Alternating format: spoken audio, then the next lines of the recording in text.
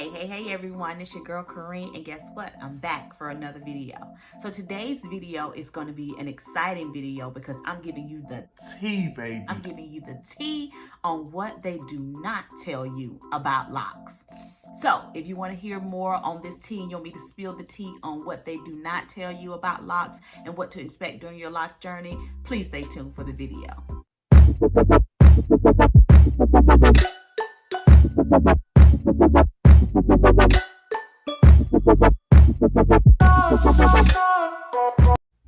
All right, now you're back because you want to know the tea. Girl, you want me to spill the tea on what to expect during the lock journey and what they do not tell you that's going to happen during your lock journey. So let's go over 5 things that they don't tell you concerning this lock journey. Let's go. Number 1. I don't know about you, but they did not tell me that my hair was going to be itching. The itching. The first several weeks and maybe even months of your lock journey, you're going to experience what even I experienced, and they didn't even tell me that I was going to experience intense itching. I'm talking about to the point where I felt like I needed to wash my hair, take these 2-strand twists out, and just forget about it because the itching was so intense. And if you've experienced this itching, just know that the itching is normal. As long as you started your hair on clean hair, freshly washed hair, the itching is absolutely normal. They don't tell you about it because I don't know. You just don't find out about this until you're in it and your hair is on fire from itching. But it's because your hair is so used to being manipulated. If you're coming from a loose natural or just now embracing your natural hair journey, your hair is used to being detangled, manipulated, twisted, all this kind of stuff is used to being manipulated all the time. And going from being manipulated all the time to starting the lock journey and leaving your hair alone, your hair is like, what are you doing? What are you doing? So your hair starts to itch, but it is completely normal. But just know, ain't nobody gonna tell you that tea, sis, but you heard it here. You heard it here first. Okay. Number two, budding and bunching. When your hair starts the locking process and your hair goes from, the 2-strand twist and it begins the locking process, your hair is gonna go through what's called budding. And all the budding is just your hair starting to lock. And this is the most exciting part of the journey because you're realizing, look, my hair is starting to change. My hair is starting to bud. And it's so exciting, but I don't know about you, but I didn't know about that part. Nobody told me that my hair was going to start to bud. I don't know why, but the morning after my cousin installed 105 2-strand twists in my hair, I just thought that I was going to wake up with locks. I didn't know that my hair had to go through the process of budding and through the process of my locks maturing. So I didn't know that part. So I didn't even know about the budding. Girl, let me tell you, your hair is going to bud. It is going to swell in different parts of your locks or different parts of your starter locks, and it's going to begin the locking process. Then, if you're like me and you started on 7 years or even a year or 2, 6 months, if you started on longer hair, your hair may experience bunching. Nobody told me about the bunching, guys.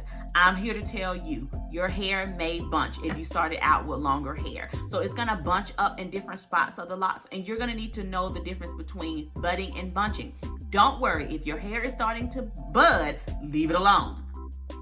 If your hair is starting to bunch, then you want to kind of gently tug on those areas while you're palm rolling to smooth those areas out. Okay, let's move on. Number 3.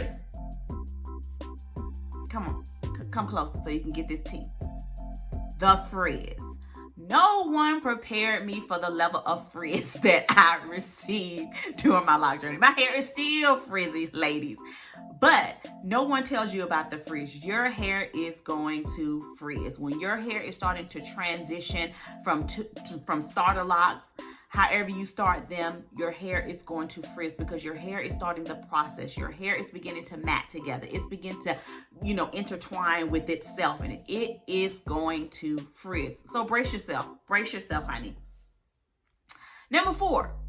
No one prepared me for the dryness. With my loose natural hair, my hair was always soft and well moisturized. With my locks, my locks tend to be on the drier side, so I have to take extra effort in moisturizing and making sure my locks are well moisturized. So be prepared for the dryness. Know that locks are by nature going to be drier because it is dead hair, and it's dead shed hair. So you want to make sure that you are moisturizing your hair properly so that you can combat dryness, especially in the winter months. Your hair will go through a drying phase, but you just got to make sure that you're staying on top of that. Water spritzing every day, moisturizing with your oils, and just making sure that you're staying on top of keeping your hair moisturized so that way your locks are soft to the touch. Okay, number 5, and finally number 5, no one told me how to embrace the ugly phase. So some of you may or may not believe in the ugly phase. I definitely don't like to refer to it as the ugly phase because looking back on my journey, my lock journey that I did from 0 to 31 months, and I'll try to link that video in this video. So if you have not seen that video, you can go back and watch my lock journey from beginning to where I am now.